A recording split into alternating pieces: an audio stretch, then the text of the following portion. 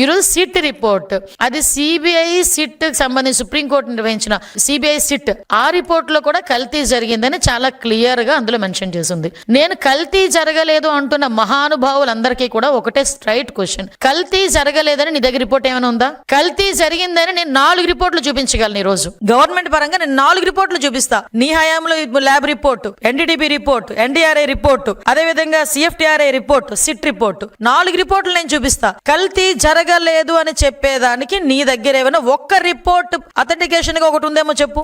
అంతేగాని నీ దగ్గర ఉన్న రిపోర్ట్ ఏంటో చెప్పనా? తాడేపల్లి కొంపలో ప్రింట్ అయ్యే ఒక సాక్షి పేపర్ ఏమి రాస్తే అదే రిపోర్ట్ అనుకొని బయటకు వచ్చి మేధావులు, ఒక్కొక్కడు 30 సంవత్సరాల రాజకీయ అనుభవం ఉన్న వాళ్ళు, 20 సంవత్సరాల రాజకీయ అనుభవం ఉన్న వాళ్ళు, అదేవిధంగా మాజీ మంత్రులు, మాజీ ఎమ్మెల్యేలు రోడ్డు మీదకి వచ్చి బయటకు వచ్చి వెంకటేశ్వర స్వామి భక్తి పార్వశంలో మునిగిపోతున్నామని చెప్తూనే అదే వెంకటేశ్వర స్వామి కొండ మీద మహాపాపం జరిగితే ఆ మహాపాపం తాలూకు నివేదిక గురించి మాట్లాడండిరా అంటే సాక్షి పేపర్ ప్రింట్ అయిన ఒక నివేదికను తీసుకొచ్చుకొని ఇది అక్కడ కల్తీ జరగలేదు అని మాట్లాడతాడు. అరే మీకు అసలు బుర్ర పనిచేస్తుందా అండి?